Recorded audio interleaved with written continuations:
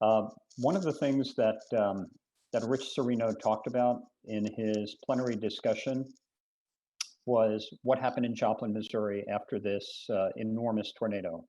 I actually had the opportunity to go down to Joplin and do a case study of how that community responded, and in some ways, it reminds me a lot of East Boston.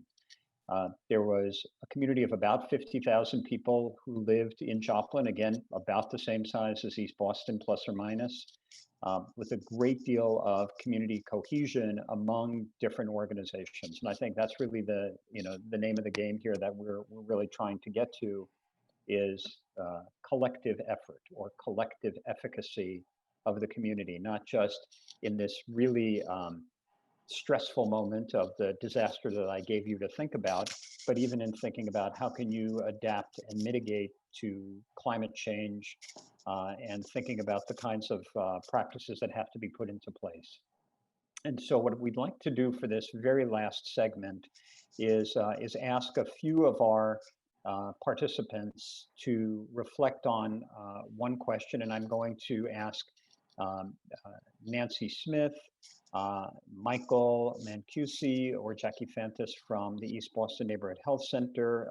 If Sanjay Seth is here from the City of Boston, the city's resilience manager, and Deputy Rory, I would ask them to uh, maybe give some thought to this question, which is what can the community do together and how should we be organizing those activities? Is there some mechanism that you can think of that would work to bring people together? I mean, Phil has talked about an East Boston Resilience Network, something that we've begun thinking about, and I'm curious to hear if any of you have any thoughts about what that might look like and what that could be. So let me start by asking Nancy. I'll put you on the spot. I hope you don't mind. If you're still here, would you entertain that question for a moment?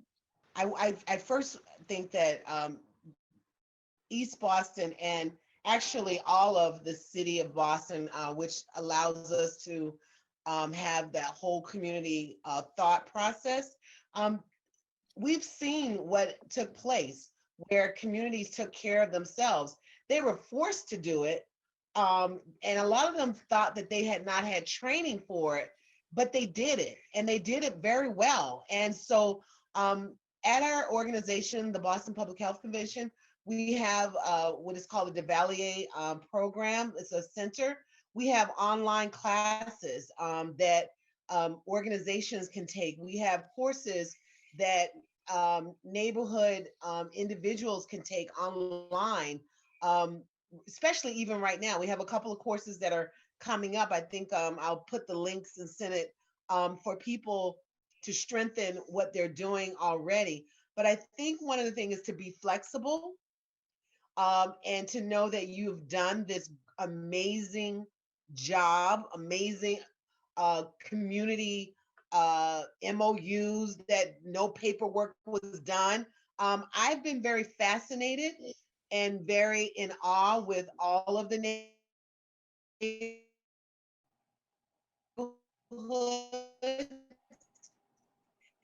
and how successful they have done this work during the pandemic.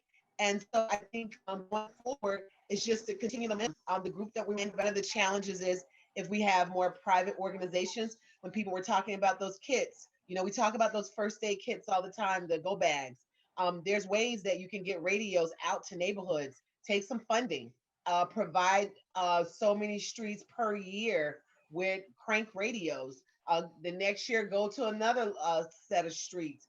There's a lot of things that you can do with funding for these, especially like some of the banks. Instead of giving out like pens and paper and all that stuff like that, really look at those private organizations to take their funding and buy something that is useful for those households and drill it all the way down. And that's all I have to Great. say. Okay. Thank you very much, Nancy. And Michael, if I could put the spotlight on you for a second, and maybe think about, what are the mechanisms that you can envision in the community to address some of these resilience building ideas that we've been talking about today.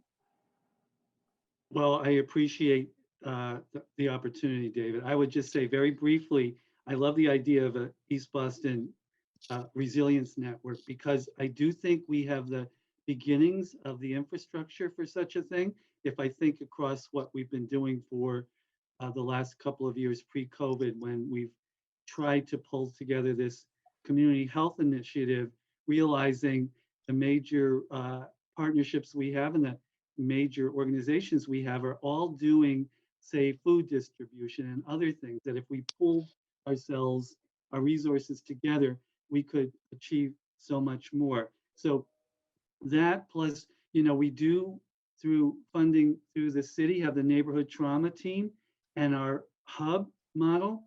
And through all those mechanisms, those are just beginning to build the infrastructure that could contribute, if we expanded it to all the grassroots organizations, a resilience network. And I'll just add one more thing, which is of course, as a behavioral health provider, I think about psychological first aid and how much of that is going to be needed. So training together on things like that and expanding our knowledge of ICS is one of the things that Eric Olson was talking about. So if we had this resilience network, we could go bottom to top with these things.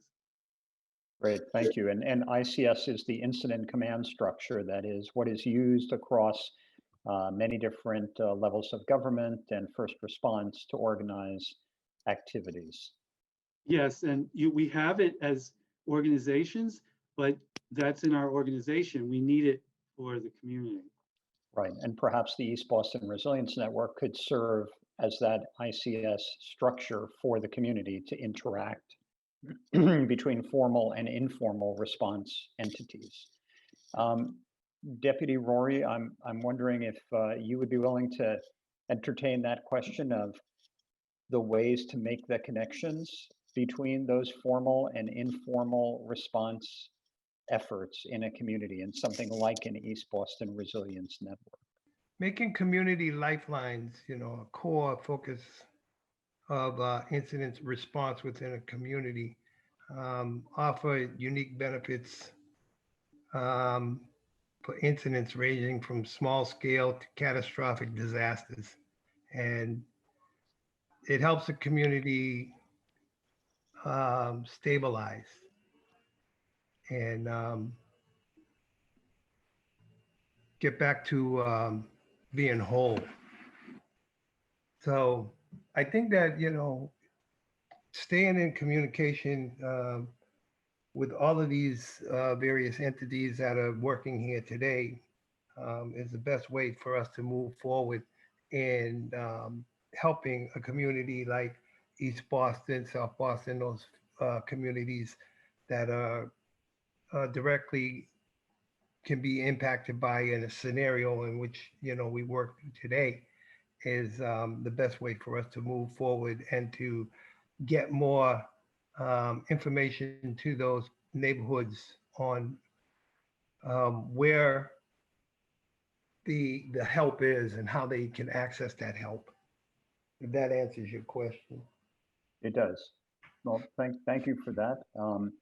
So Phil, at this point, I think I'm going to turn it back to you after having heard and having had us discuss the option perhaps of an East Boston Resilience Network.